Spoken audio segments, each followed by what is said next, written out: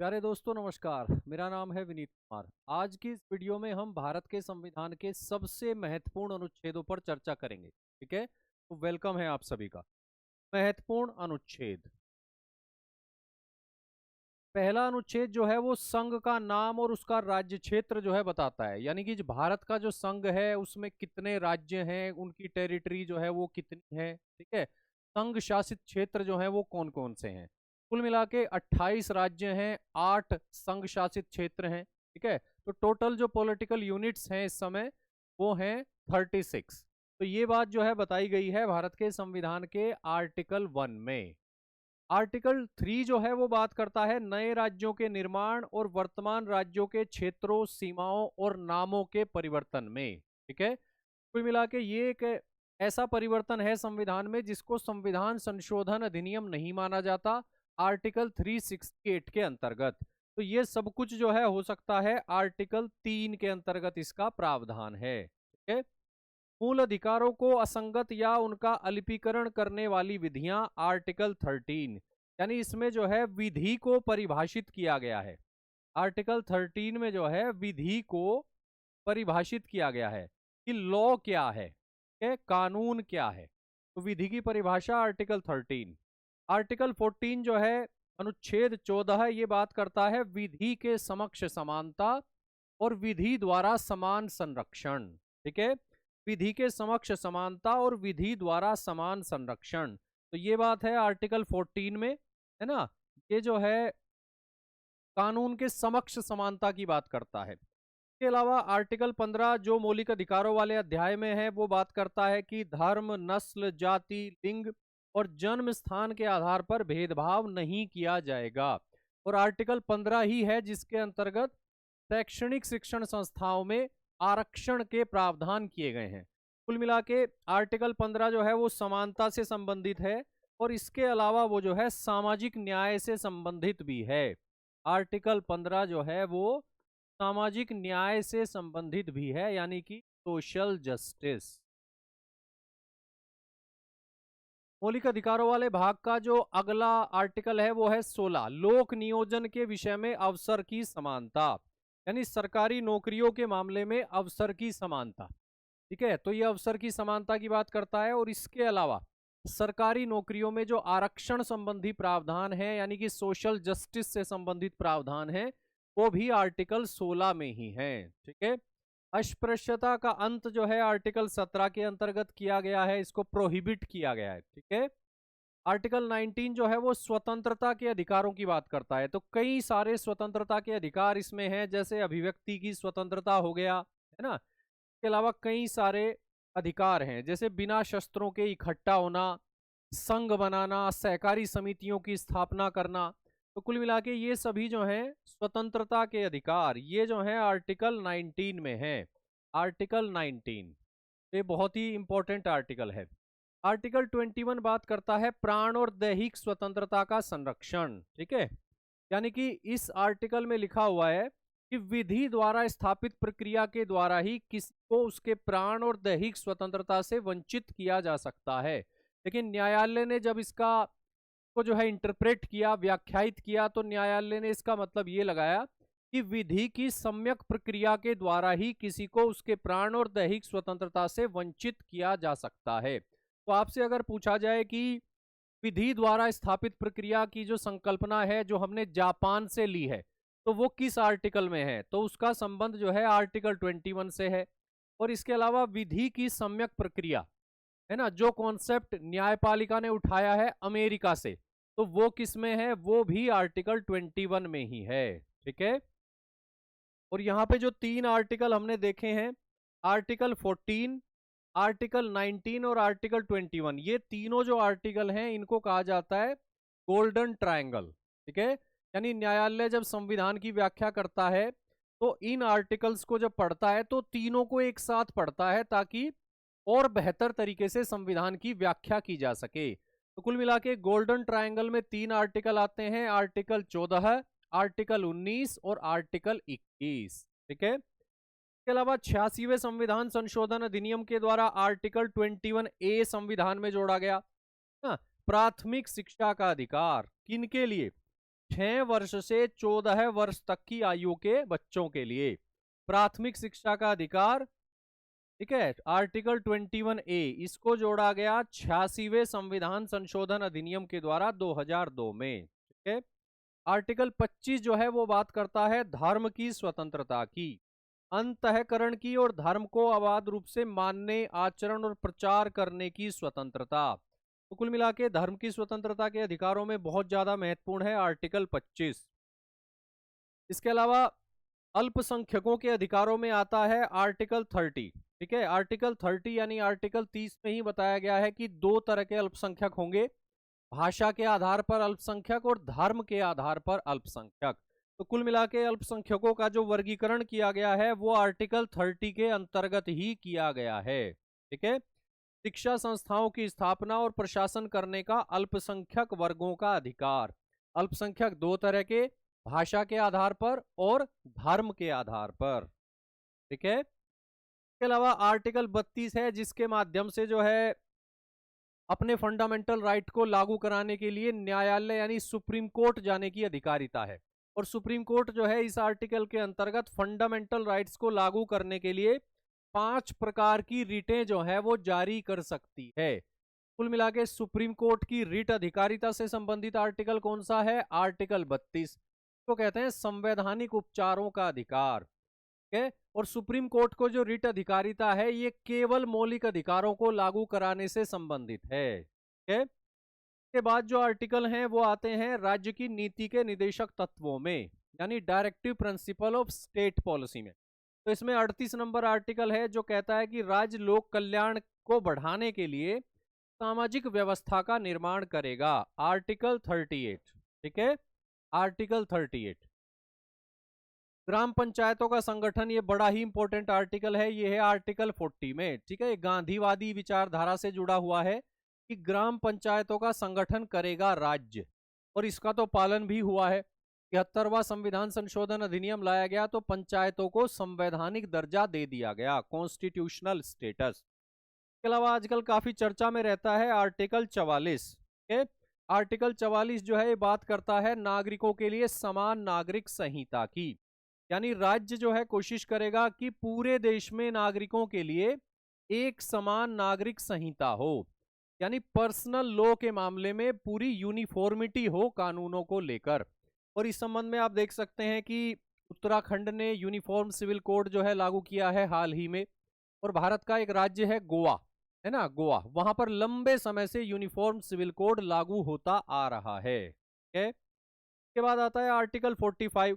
ये कहता है कि 6 वर्ष से कम आयु वाले बालकों के लिए निशुल्क और अनिवार्य शिक्षा का उपबंध करेगा राज्य। ठीक है, और इसकी ये जो भाषा है ये 86वें संविधान संशोधन अधिनियम 2002 के द्वारा बदलकर रखी गई है। ठीक है, तो ये बात करता है बेसिकली 0 से 6 वर्ष के बालकों के लिए। ठीक है, उसके बाद आर्टिकल 46 है, सामाजिक न्याय की बात करता है। अनुसूचित जातियों, अनुसूचित जनजातियों और अन्य कमजोर वर्गों के लिए शिक्षा संबंधी प्रावधान करेगा राज्य। ठीक है, तो ये भी राज्य की नीति के निदेशक तत्वों में आता है, आर्टिकल 46।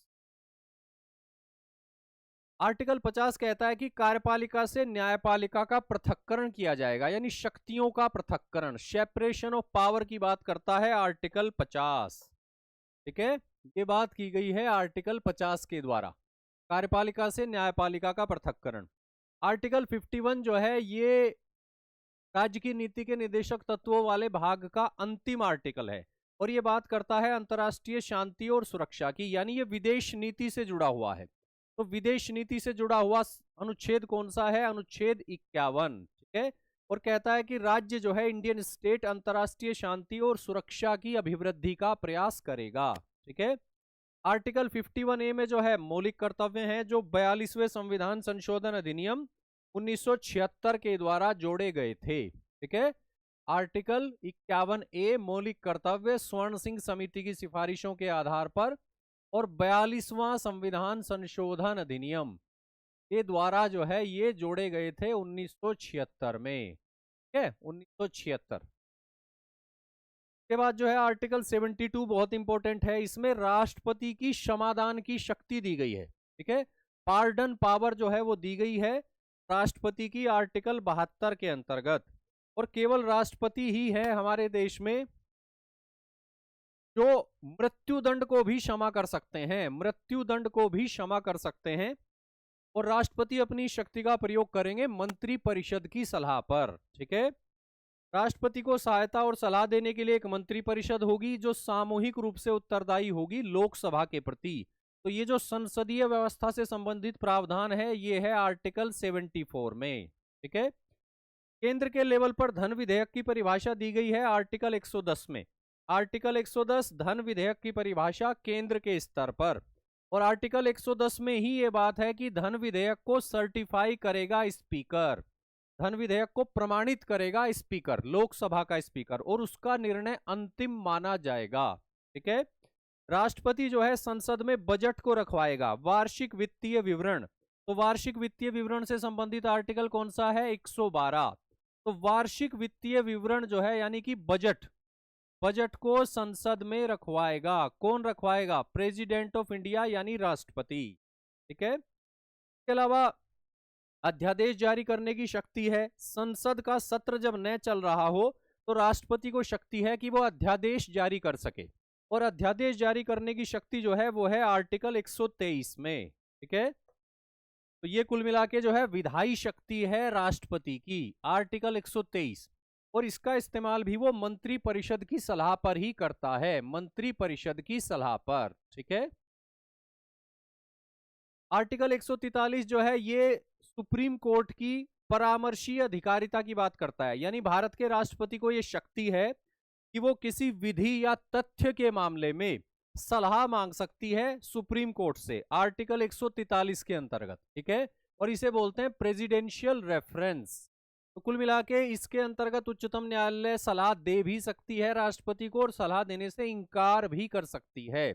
और जो सलाह दी जाती है सुप्रीम कोर्ट के द्वारा, राष्ट्रपति उसको मान भी सकते हैं और उसको मानने से एक तरह से उसको इग्नोर भी कर सकते हैं। ठीक है, राज्यपाल की नियुक्ति का प्रावधान जो है वो है आर्टिकल 155 में। ये आर्टिकल जो है बहुत ही महत्वपूर्ण है आपकी परीक्षा के लिए। तो राज्यपाल की नियुक्ति से संबंधित आर्टिकल है आर्टिकल 155। और जिस तरह से राष्ट्रपति को क्षमादान की शक्ति है उतनी शक्ति तो राज्यपाल को नहीं है, लेकिन राज्यपाल को भी कई मामलों में क्षमादान की शक्ति है। तो राज्यपाल की जो क्षमादान की शक्ति है उससे संबंधित आर्टिकल कौन सा है? आर्टिकल 161, 161। ठीक है, राज्यपाल को सहायता और सलाह देने के लिए मंत्री परिषद होगी। ठीक है, तो ये संसदीय व्यवस्था जो हमने अपनाई है राज्य के स्तर पर उससे संबंधित प्रावधान है आर्टिकल 163। राज्यपाल को सहायता देने के लिए मंत्री परिषद होगी। ठीक है, राज्यों में विधान परिषद का गठन भी किया जा सकता है और विधान परिषद को समाप्त भी किया जा सकता है। विधान परिषद एक स्थायी सदन होता है, उसको भंग नहीं किया जा सकता, लेकिन उसको समाप्त किया जा सकता है और उसकी स्थापना की जा सकती है। तो ये जो प्रावधान है ये है आर्टिकल 169 में।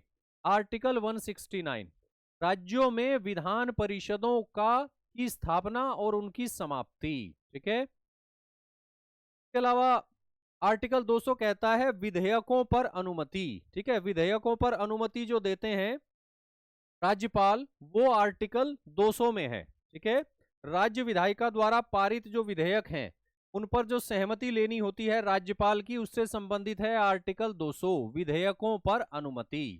ठीक है, इसके अलावा राज्यपाल को ताकत है कि वो जो है अध्यादेश जारी कर सकता है।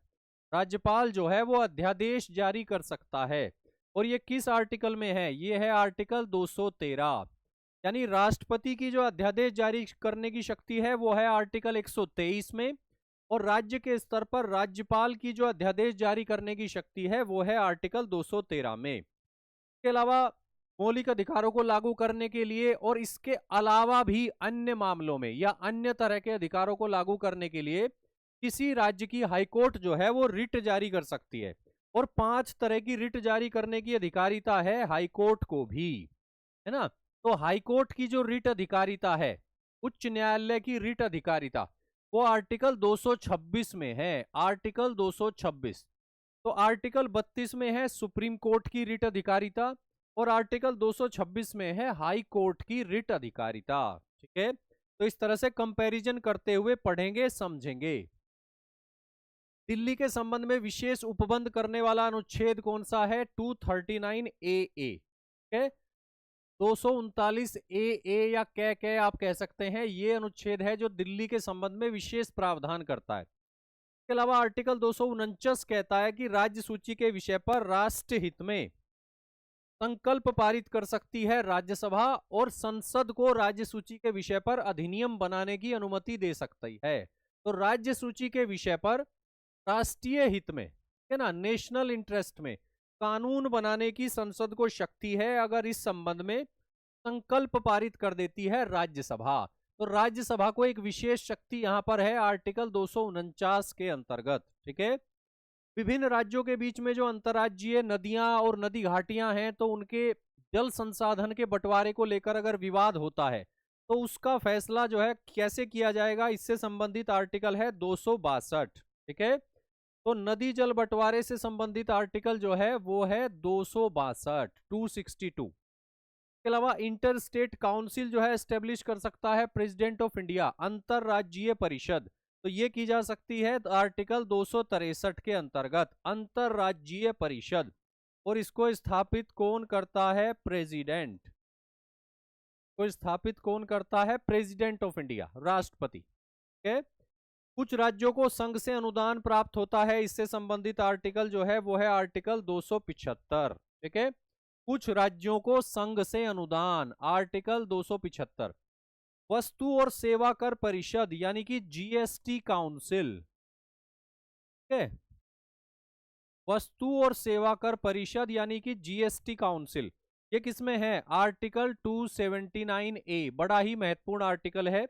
आजकल जीएसटी वैसे भी काफी चर्चा में है, क्योंकि जीएसटी 2.0 के नाम से जो है जीएसटी सुधार किए हैं सरकार ने, तो इसलिए आर्टिकल इंपॉर्टेंट है। अनुच्छेद 279 ए, वस्तु एवं सेवा कर परिषद यानी जीएसटी काउंसिल। इसके अलावा राष्ट्रपति को यह अधिकारिता है कि प्रत्येक 5 वर्ष पर वो वित्त आयोग का गठन कर सकता है, यानी कि फिनेंस कमीशन का वो गठन कर सकता है, वित्त आयोग, आर्टिकल 280।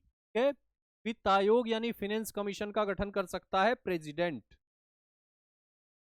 वाद और कार्रवाइयों से संबंधित है आर्टिकल 300। ठीक है। लेकिन यहां पे सबसे महत्वपूर्ण आर्टिकल है आर्टिकल 300 ए, है ना। यहां पे है संपत्ति का अधिकार। 44वें संविधान संशोधन अधिनियम 1978 से पहले संपत्ति का अधिकार जो था वो था मौलिक अधिकार, लेकिन 44वां संविधान संशोधन अधिनियम 1978 के द्वारा संपत्ति के अधिकार को मौलिक अधिकार के रूप में हटा दिया गया, और अब ये जो है संविधान में शामिल है आर्टिकल 300 ए में, आर्टिकल 300 ए। ठीक है। चलिए, इसके अलावा संघ और राज्यों के अधीन सिविल हैसियत में नियोजित व्यक्तियों को पद से हटाया जाना, ठीक है, उन्हें दंडित किया जाना किसी रूप में, यह है आर्टिकल 311 में, यानी कि सेवाओं से संबंधित है। संघ और राज्य के अधीन जो सेवाएं हैं उनसे संबंधित है आर्टिकल 311। अखिल भारतीय सेवाएं, वर्तमान में देश में कौन सी अखिल भारतीय सेवाएं हैं? भारतीय प्रशासनिक सेवा, भारतीय पुलिस सेवा और भारतीय वन सेवा। ठीक है। तो ये जो अखिल भारतीय सेवाएं हैं इनसे संबंधित है आर्टिकल 312, आर्टिकल 312। और इसके अलावा भी अखिल भारतीय सेवाओं का सृजन किया जा सकता है अगर राज्यसभा जो है संकल्प पारित करके संसद से ऐसा आग्रह करे, उसको अनुमति दे। तो राज्यसभा की विशेष पावर यहां पर भी है अखिल भारतीय सेवाओं के संदर्भ में आर्टिकल 312 में। ठीक है। इसके अलावा संघ लोक सेवा आयोग, राज्य लोक सेवा आयोग, संयुक्त राज्य लोक सेवा आयोग, इनसे संबंधित प्रावधान है आर्टिकल 315 में, आर्टिकल 315। ठीक है। संघ और राज्यों के लिए लोक सेवा आयोग, लोक सेवा आयोग के कार्य जो हैं वो हैं आर्टिकल 320 में। ठीक है। लोक सेवा आयोग के कार्य, प्रशासनिक अधिकरण यानी एडमिनिस्ट्रेटिव ट्रिब्यूनल्स की स्थापना की गई है ताकि वो प्रशासनिक सेवाओं से संबंधित विवादों को सुन सके और उस पर जो है वो अवार्ड दे सके। तो ये है आर्टिकल 323 ए, 323 ए, प्रशासनिक अधिकरण यानी कि एडमिनिस्ट्रेटिव ट्रिब्यूनल्स। ठीक है। निर्वाचनों के अधीक्षण, निर्देशन और नियंत्रण का निर्वाचन आयोग का अधिकार है, उसको अधिकारिता है कि वो चुनाव कराए। ठीक है। तो डेमोक्रेसी में बड़ा ही इंपॉर्टेंट ये भूमिका है, और इससे संबंधित आर्टिकल है 324। ठीक है। निर्वाचन आयोग, आर्टिकल 324। ठीक है। इसके अलावा लोकसभा में अनुसूचित जातियों और अनुसूचित जनजातियों के लिए स्थानों का आरक्षण, आर्टिकल 330, ठीक है। और सेवाओं और पदों में अनुसूचित जातियों और जनजातियों के लिए दावे, यानी कि उनके आरक्षण वगैरह, तो यहाँ पे जो है आर्टिकल 335 है। तो ये दोनों जो आर्टिकल हैं इनका संबंध है सामाजिक न्याय से। इन दोनों आर्टिकल का संबंध किससे है? सामाजिक न्याय से, सोशल जस्टिस। अब बात कर लेते हैं आपातकाल की। आपातकाल की घोषणा जो है राष्ट्रपति कर सकते हैं, लेकिन कैबिनेट जब लिखित में उनको कहे, है ना, लिखित में रिकमेंड करे, तब वो ऐसा कर पाएंगे। तो यहाँ पे बात हो रही है राष्ट्रीय आपातकाल की, यानी नेशनल इमरजेंसी की। तो आपातकाल की घोषणा से संबंधित अनुच्छेद जो है वो है 352, है ना, 352, यानी कि राष्ट्रीय आपातकाल, ठीक है।